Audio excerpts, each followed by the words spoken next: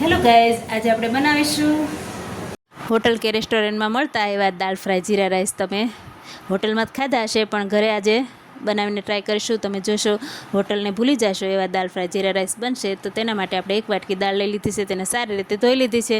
પછી તેને કુકરમાં એડ કરીને ચોખ્ખું પાણી એડ કરીશું ડૂબે એટલું, અને અડધી ચમચી જેટલી હળદર એડ કરીશું. થોડું મીઠું નાખીને કુકરનું ઢાંકણ ઢાંકીને 3 સીટી વગાડી લઈશું ધીમા ગેસે.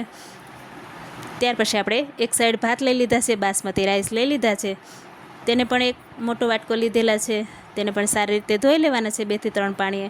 તમે અડધી કલાક ટાઈમ હોય તો પલાળી પણ રાખી શકો છો. આ રીતના આપણે એક વાસણમાં તે ભાત ધોઈને એડ કરી દઈશું. તેને પણ ડૂબે એટલું પાણી એડ કરીશું. થોડું સ્વાદ મુજબ મીઠું એડ કરીશું.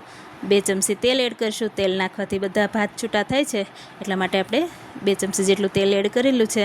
આ રીતના બધું મિક્સ કરીને ગેસ ઉપર તેને પણ ચડાવી દઈશું. તેને પણ મીડિયમ ગેસ ઉપર રાખીશું. તમે જોઈ શકો છો ભાત ઝડપથી બની જાય છે. 5-10 મિનિટ રાખ્યું ત્યાં ભાત આપણો સરસ છૂટો છૂટો થઈ ગયો છે. 80-90% જેટલો આપણે ભાત રેડી થઈ જાય, ચડી જાય એટલે આપણે એક છાયણીમાં ઓસાવી લેશું. જો એ ઓસાવેલું પાણી પણ આપણે રાખવાનું છે.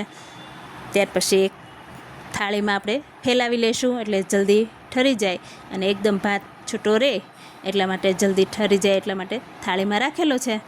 ત્યાર પછી દાળ ખોલીને જોઈ લીધી છે, 3 સીટી વગડી ગઈ છે અને દાળ પણ બફાઈ ગઈ છે. તેમાં કોઈ બ્લેન્ડર કે બીટર મારવાની જરૂર નથી. આપણે જે ભાત ઓસાવેલું પાણી હતું તે થોડું એડ કરેલું છે અને થોડું પાણી એડ કરેલું છે. નોર્મલ જેટલી તમારે ક્વોન્ટિટી જોતી હોય એ પ્રમાણે તમે એડ કરી શકો છો.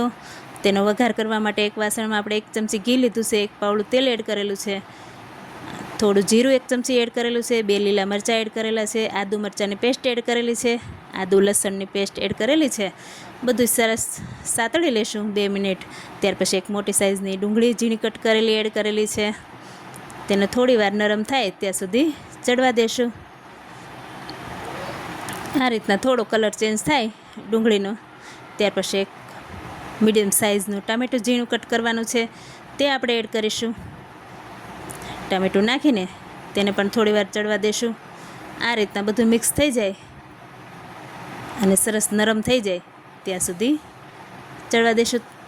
ત્યાર પછી થોડો એવો મસાલો એડ કરીશું. અંદર થોડી હિંગ નાખીશું, થોડી ધાણા જીરું પાવડર 1 ચમચી નાખેલું છે, લાલ મરચું 1 ચમચી નાખેલું છે. જેટલું તમારે તીખું જોઈતું હોય એ પ્રમાણે એડ કરવાનું છે. આ રીતના થોડો ગરમ મસાલો એડ કરેલો હતો. ત્યાર પછી થોડી દાળ નાખીને બધો વઘાર આપણે કુકરમાં એડ કરી લઈશું. આ રીતના આપણે 2 મિનિટ ચડવા દઈશું, દાળને ઉકળવા દઈશું. ત્યાં સુધીમાં આપણે ભાતનો પણ વઘાર કરી લઈશું. તો તેના માટે 1 ચમચી ઘી, 1 ચમચી 1 પાવડું તેલ બંને સરખી રીતના લેવાનું છે. 1 ચમચી જીરું નાખેલું છે, તમાલપત્ર 2 નાના નાખેલા છે, અને જે આપણે ભાત ઠારવા રાખ્યું છે થાળીમાં તે એડ કરી દેવાનું છે. અને નરમ હાથે હલાવવાનો છે, ભાત તૂટી ન જાય એનું ખાસ ધ્યાન રાખવાનું છે. અને ઝીણા કટ કરેલા લીલા ધાણા એડ કરીશું.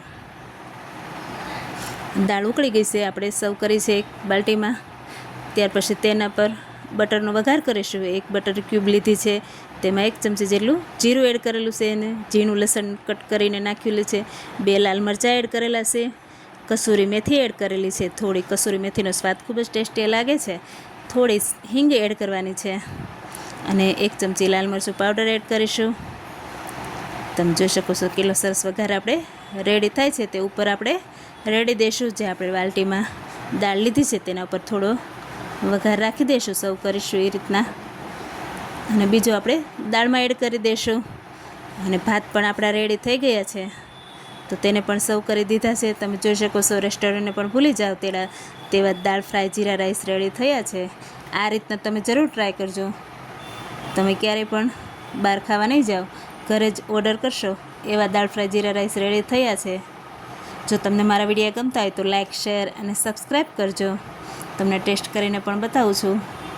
તેની સાથે રોટલીની કે કોઈ વસ્તુની જરૂર નહીં પડે.